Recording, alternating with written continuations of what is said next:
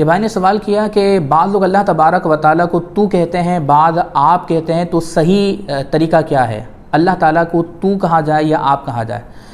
دیکھیں، انبیاء کرام علیہ الصلاۃ والسلام سے جو دعائیں منقول ہوئی ہیں اس میں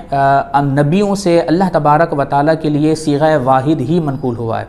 یعنی انہوں نے جب بھی اللہ تبارک و تعالیٰ سے دعا کی تو اس میں صیغہ واحد استعمال کیا، اور صیغہ واحد جو خطاب کے لیے استعمال ہوتا ہے اس کا اردو میں ترجمہ تو کے ساتھ کیا جاتا ہے۔ تو اللہ تعالیٰ کے لیے لفظ تو استعمال کرنا ہی بہتر ہے کہ اعلیٰ حضرت فرماتے ہیں کہ وہ واحد ہے، اور واحد کے لیے احد، واحد و احد کے لیے صیغہ واحد استعمال کرنا ہی زیادہ بہتر اور مناسب ہے۔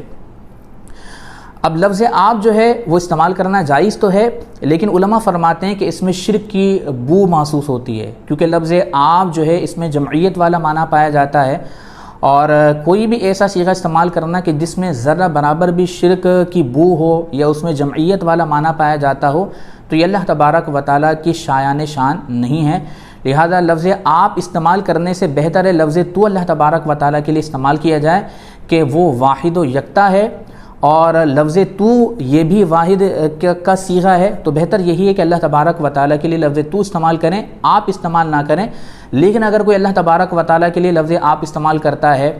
تو اس میں شرعاً کوئی حرج نہیں کہ اللہ آپ ہمیں یہ عطا فرمائیں، اللہ آپ ہماری دعا قبول کر لیں، کوئی حرج نہیں۔ اور یوں بھی کہہ سکتے ہیں کہ اللہ تو ہماری دعا قبول فرما، تو ہمیں یہ عطا فرما، دونوں استعمال کر سکتے ہیں، بہتر وہی ہے کہ لفظ تو استعمال کیا جائے۔